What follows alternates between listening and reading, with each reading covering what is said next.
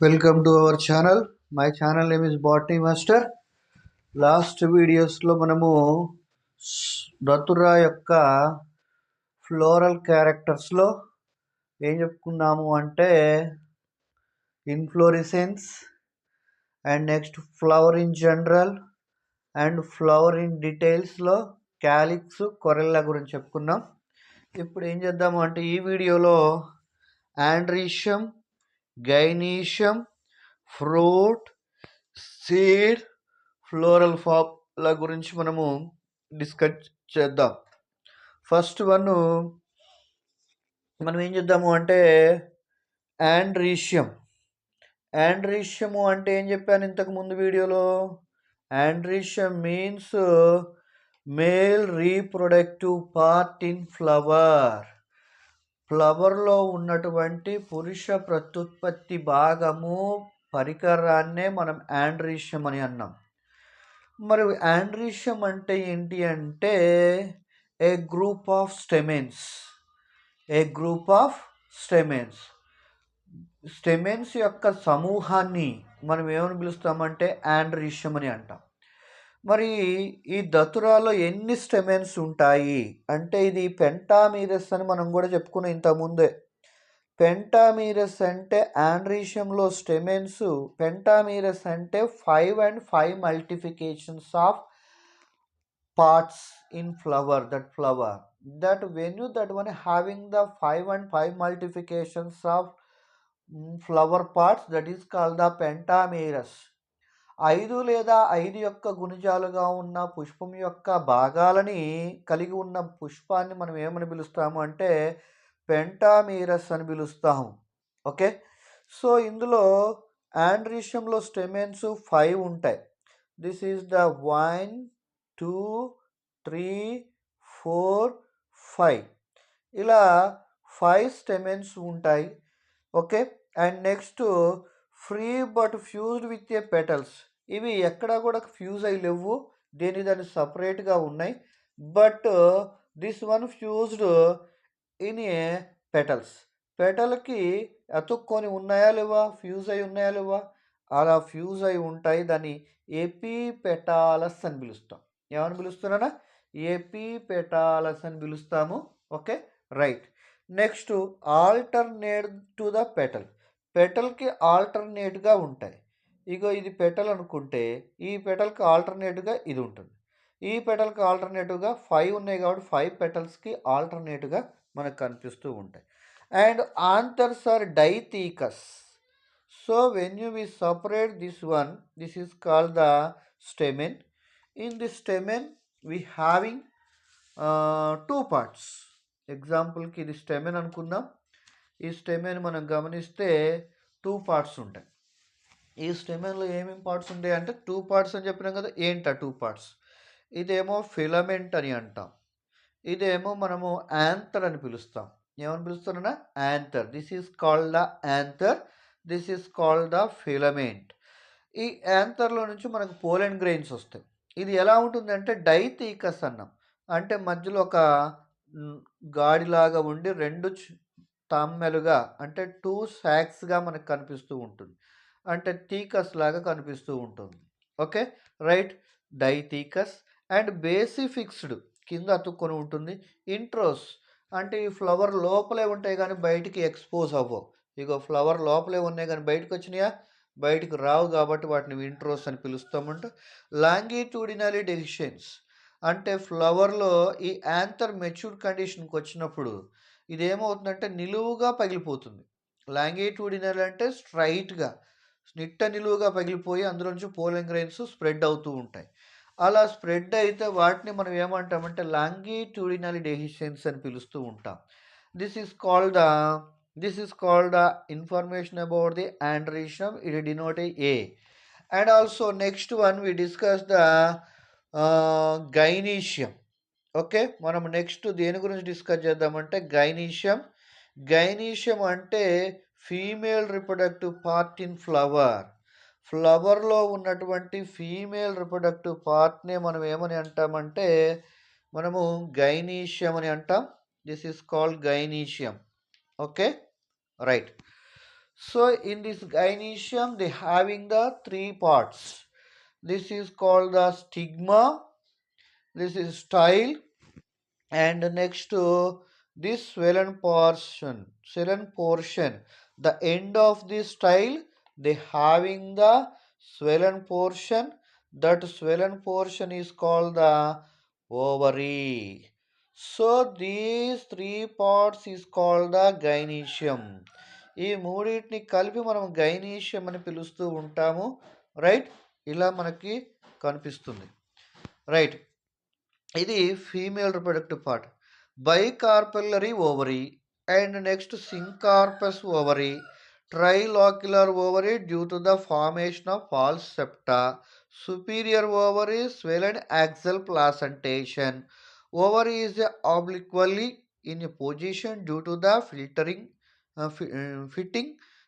of posterior side. Okay, ఇదంతా కూడా మనకు అవసరం లేదు. ఇక్కడ swollen axile placentation, style is terminal and stigma is capitate అని మనకున్నాయి. ఇందులో ఫస్ట్ మనము చూద్దాం బైకార్పిల్లరీ. ఈ బైకార్పిల్లరీ గురించి తెలుసుకోవాలి అంటే మనము ఒక ఫ్రూట్ తీసుకుందాం. ఈ ఫ్రూట్ తీసుకొని ఈ ఫ్రూట్ని మనం స్ప్లిట్ చేస్తే మనకి ఏ కార్పిల్లరీయో ఈజీగా తెలిసిపోతుంది. ఇదిగో ఇట్లా మనం కట్ చేసామనుకోండి, కట్ చేస్తే మనకి ఈజీగా తెలిసిపోతుంది. ఇక చూడండి, ఇంత క్లియర్గా నీట్గా కనిపిస్తుంది. ఓకే, మన డయాగ్రామ్లో కూడా ఇలాగే ఉంటుంది నీట్గా. రైట్, బైకార్పిల్లరీ అంటే టూ కార్పిల్స్ ఉంటాయి. 1 2, ఇదొక కార్పిల్లు, ఇదొక కార్పిల్లు, ఇలా టూ కార్పిల్స్ ఉంటాయి. ఇక ఇప్పుడు ఎగ్జాంపుల్కి మనం దీన్నే చూసినట్లయితే ఇగో ఇట్లా కోస్తే మనకు టూ కార్పిల్స్గా స్ప్లిట్ అయింది. ఇదొక కార్పిల్లు, ఇదొక కార్పిల్, ఇలా టూ కార్పిల్స్ ఉంటాయి. But these two carpels are fused in condition. That condition is called the syncarpous. అంటే ఈ కార్పిల్స్ అన్నీ కలిసిపోయి మనకు బయట నుంచి చూస్తే ఒకే ఫ్రూట్ లాగా, సింగిల్ ఫ్రూట్ లాగా కనిపిస్తుంది. ఎగ్జాంపుల్కి ఇది చూడండి, ఇది సింగిల్ ఫ్రూట్ లాగే ఉందా లేదా? అట్లా ఉంటే దాన్ని మనము సింకార్పస్ నేచర్ అని పిలుస్తాము. ఓకే, అంటే సింకార్పస్ లక్షణం అని పిలుస్తూ ఉంటాం.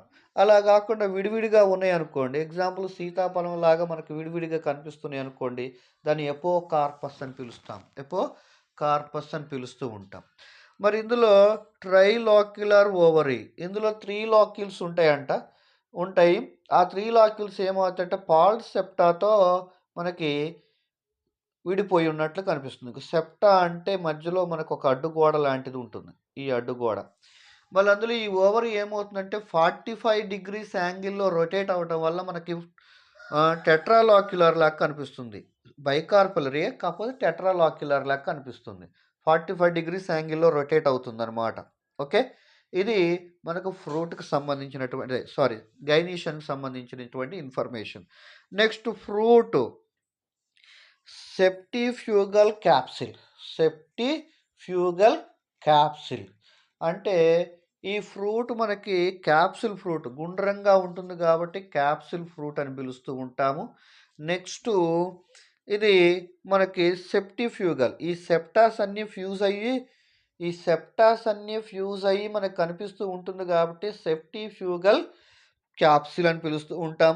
నెక్స్ట్ ఇందులో ఉన్నటువంటి వీటిని మనం బయటకు తీస్తే వీటినే సీడ్స్ అని పిలుస్తారు. ఏమని పిలుస్తారన్నా?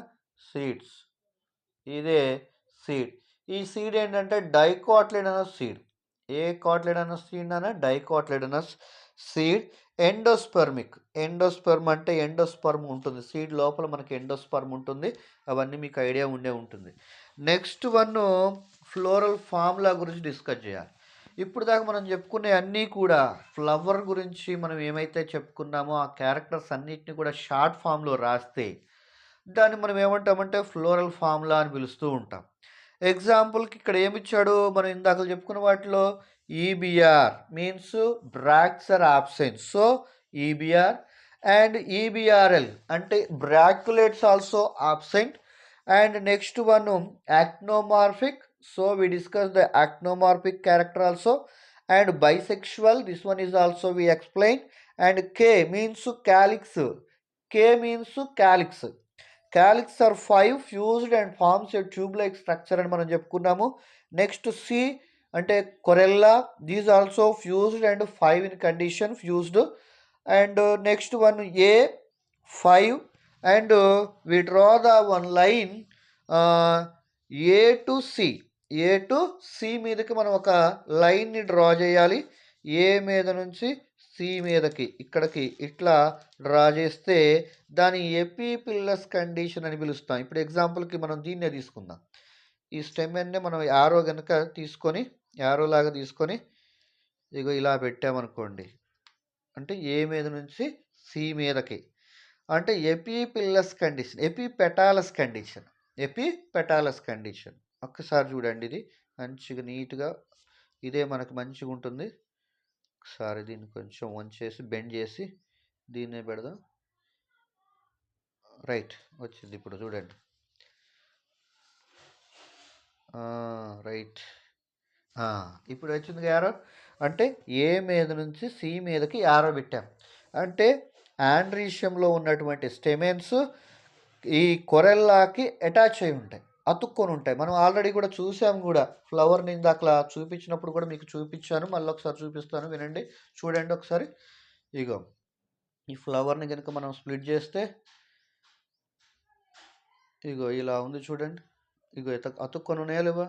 అట్లా ఉంటే ఎపిపెటాలస్ కండిషన్, ఎపిపెటాలస్ కండిషన్ అని పిలుస్తాము. నెక్స్ట్ ఏ అంటే ఏం చెప్పాము? ఆండ్రీషియము, అవి 5 ఉంటాయి. యునైటెడ్ అన్నావా? కాదు, ఫ్రీగా ఉన్నాయి.